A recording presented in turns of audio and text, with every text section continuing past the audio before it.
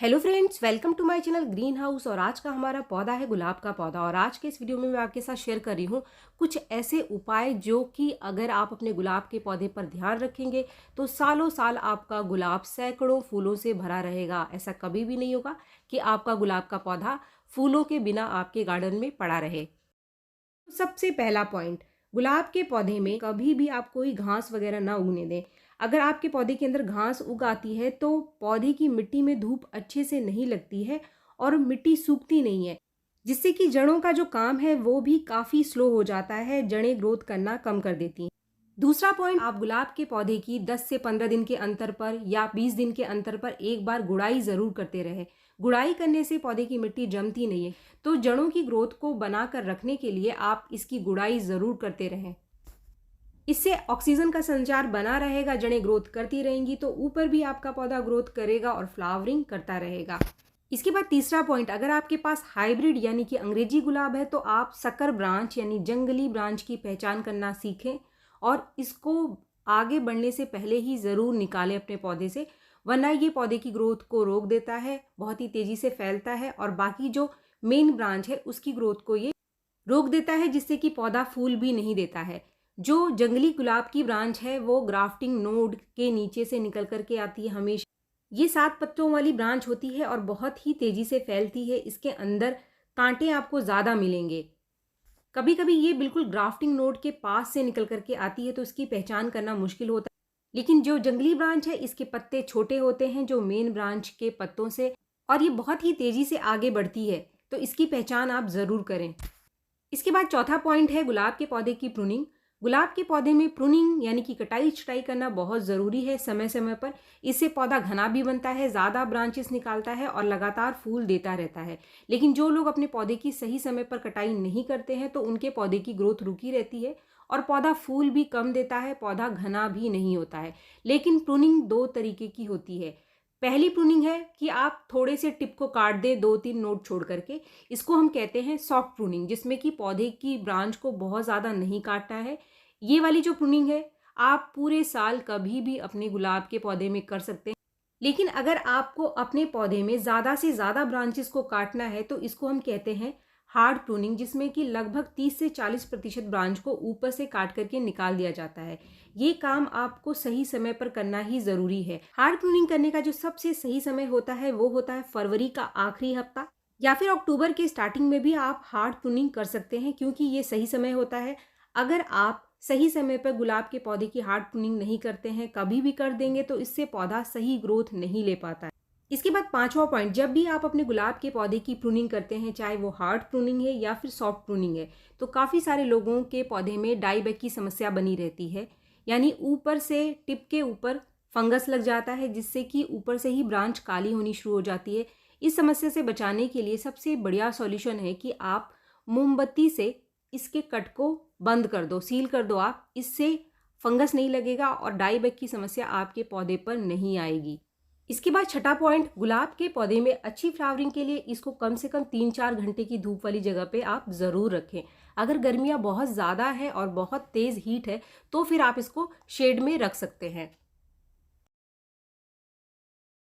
इसके बाद सातवां पॉइंट है गुलाब के पौधे की वाटर। गुलाब के पौधे में बहुत ज़्यादा पानी नहीं देना है, मिट्टी को बस आपको मॉइस्ट रखना है। अगर आप बहुत ज़्यादा पानी देंगे, मिट्टी गीली रहेगी तो इसके अंदर कीड़े और फंगस लग जाएगा, जो कि आपके पौधे को ख़राब कर सकता है। पानी को चेक करके दें, मिट्टी को लगातार मॉइस्ट रखें। मिट्टी को बहुत ज़्यादा सुखाना नहीं है, लेकिन मिट्टी को बहुत ज़्यादा गीला भी नहीं रखना है। ये दोनों ही कंडीशन आपके पौधे को नुकसान कर सकती हैं। इसके बाद आठवां पॉइंट, जब भी आप किसी गुलाब की हार्ड प्रूनिंग करते हैं या फिर प्रूनिंग करते हैं तो उसके ऊपर दिन में एक बार सुबह के टाइम पानी का स्प्रे ज़रूर करें। पानी का स्प्रे करने से जो इसकी ब्रांचेस हैं वो हल्की मॉइस्ट बनी रहती हैं। मॉइस्ट रहने की वजह से आपको अपने पौधे के ऊपर ज़्यादा से ज़्यादा नई ब्रांचेस मिलेंगी। लेकिन अगर आपके पौधे पर किसी भी तरीके का कोई कीड़ा या फिर फंगस लगता हुआ दिखाई दे तो ऐसे पौधे पर आप कभी भी पानी का स्प्रे ना करें। धूप निकलती हो तभी आपको सर्दियों में गुलाब के पौधे के ऊपर पानी का स्प्रे करना है। इसके बाद जो 9वां पॉइंट है वो है गुलाब के पौधे की डेड हेडिंग। डेड हेडिंग यानी सूखे हुए फूल को निकालना। और सूखे हुए फूल को निकालने का जो सबसे सही तरीका है, कि 3 पत्तों के नीचे से आप इसको काट करके निकाल दीजिए। ऐसा करने से जो ब्रांच आपको मिलती है वो मोटी ब्रांच मिलती है और उसके ऊपर आगे जा कर के कलियाँ और फूल बनने की जो संभावना होती है वो ज़्यादा होती है। इसके साथ ही डेड हेडिंग करते रहने से आपको अपने पौधे के ऊपर लगातार नई ग्रोथ और फ्लावरिंग मिलती रहती है। इसके बाद 10वां पॉइंट, गुलाब के पौधे की जो मिट्टी है इसको आपको हमेशा एसिडिक बना करके रखना है, क्योंकि गुलाब के पौधे को एसिडिक मिट्टी पसंद है। अगर पौधे की मिट्टी एसिडिक होगी तो पौधा ज़्यादा ग्रोथ निकालेगा और ज़्यादा फ्लावरिंग करेगा। तो इसके लिए बहुत ही आसान से सॉल्यूशन है। मैं आपको 2 चीज़ें इस वीडियो में बता रही हूँ, जिसमें से कोई एक जो आपके पास है, महीने में सिर्फ 1 बार आपको देना है। बार बार और बहुत ज़्यादा इन चीज़ों का इस्तेमाल आपको अपने पौधे के अंदर नहीं करना है। जो सबसे पहला ऑप्शन है वो है विनेगर का, यानी सिरके का। तो सिरका आपके पास कोई भी हो, चाहे आपके पास एप्पल का सिरका है या फिर आपके पास शुगर केन यानी कि गन्ने का सिरका है, दोनों में से कोई एक आप 5 ml सिरका ले लो और उसको लगभग 1 लीटर पानी में घोल करके अपने पौधे की मिट्टी में दे दो और महीने में सिर्फ 1 बार आपको देना है। अगर आपके पास विनेगर यानी ये सिरका नहीं है तो जो दूसरा तरीका है, जो दूसरा ऑप्शन है वो है फिटकरी का। फिटकरी भी बहुत ही बढ़िया काम करता है मिट्टी को एसिडिक बनाने के लिए।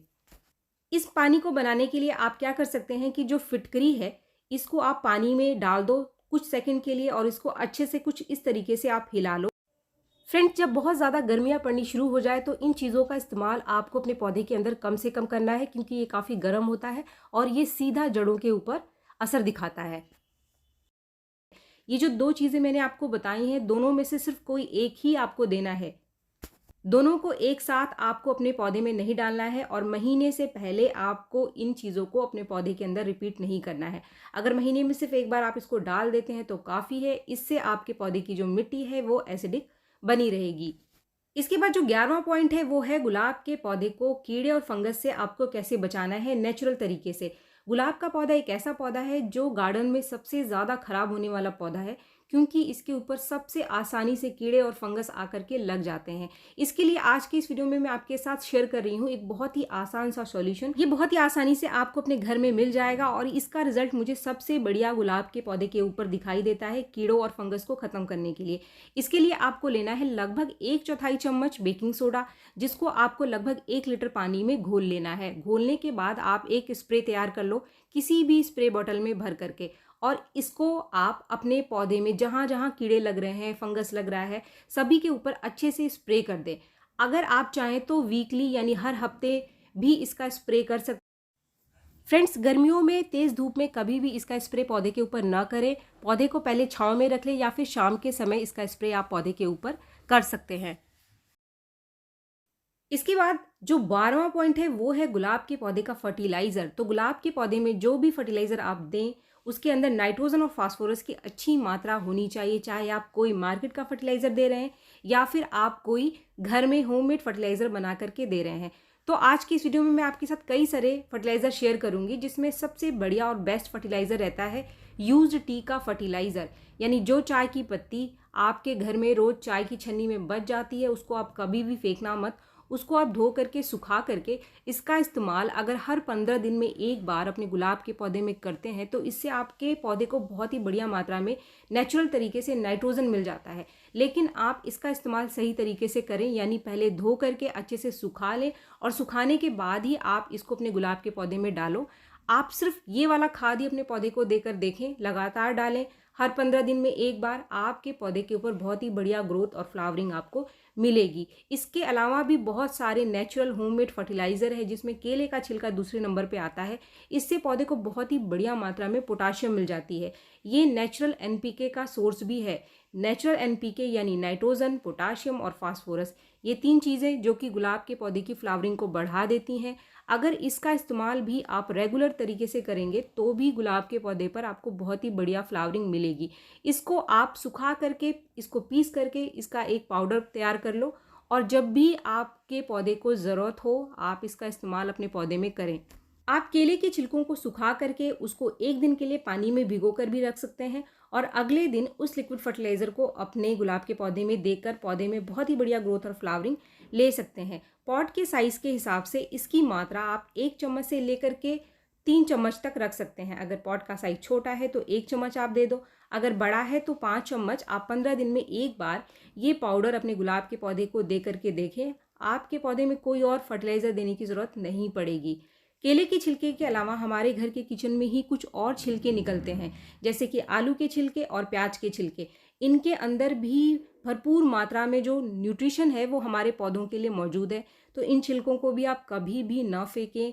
इनका आप लिक्विड फर्टिलाइज़र बनाकर या फिर इनको सुखाकर इसका पाउडर बनाकर लगातार अपने गुलाब के पौधे में दें। 10 दिन में, 15 दिन में एक बार। इससे आपके पौधे को बहुत ही बढ़िया मात्रा में नेचुरल न्यूट्रिशन मिलेगा और आपको मार्केट का कोई फर्टिलाइज़र खरीदने की ज़रूरत नहीं पड़ेगी।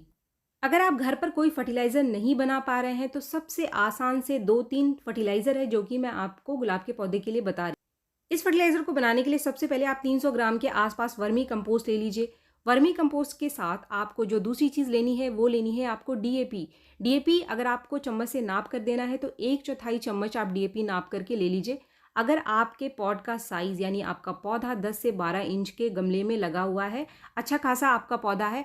अगर पौधे का साइज़ छोटा है, पौधा आपका छोटा है, तो इन सारी चीज़ों की जो मात्रा है आप कम कर लेना अपने पौधे के हिसाब से। ये जो चीज़ आप देख रहे हैं ये है 1 चम्मच सीवीड ग्रेन्यूल्स। सीवीड ग्रेन्यूल्स बहुत ही बढ़िया काम करता है पौधे के ऊपर।